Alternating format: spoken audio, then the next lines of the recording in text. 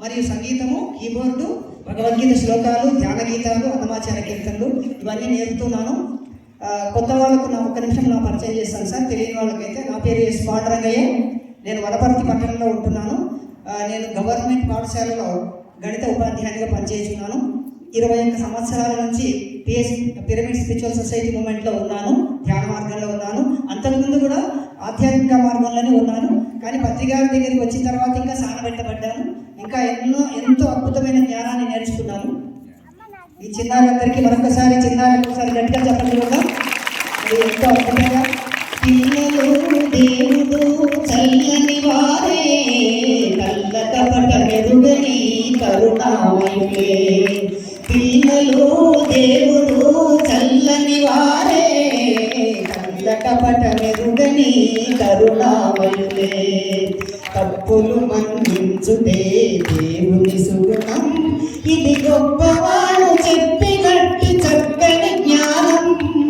తప్పులు మన్నించుటే దేవుని సుగుణం, ఇది గొప్పవాడు చెప్పినట్టు చక్కని జ్ఞానం. పిల్లలు దేవుడు చల్లని వారే, కళ్ళ కపట మెరుగని కరుణామయులే.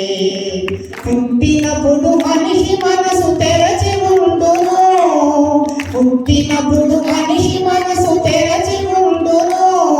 ఆ పురిటి కందు మనసులో దైవముండును, ఆ పురిటి కందు మనసులో దైవముండును. వయసు పెరిగి ఈసు కలిగి మతము హెచ్చితే, అంత మనిషిలోని దేవుడే మాయమగునులే. అంత మనిషిలోని దేవుడే మాయమగునులే. పిల్లలు దేవుడు చల్లని వారే, కళ్ళ కపట మెరుగని కరుణామయులే. కాబట్టి మీలో ఏమంటున్నాడు ఇక్కడ? పుట్టినప్పుడు మనిషి మనసు తెరచి ఉండును, ఆ పురిటి కందు మనసులో దైవముండును. ఇప్పుడు మీరంతా దైవాలు. వయసు పెరిగి ఈసు కలిగి మతం హెచ్చకుండానే మీరు ధ్యాన మార్గంలోకి వచ్చారు. అంతేనా సార్?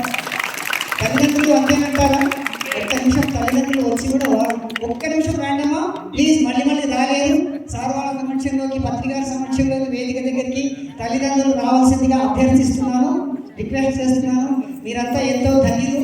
చక్కటి సంతానం మీకు భగవంతుడు ఇచ్చాడు. జీవితం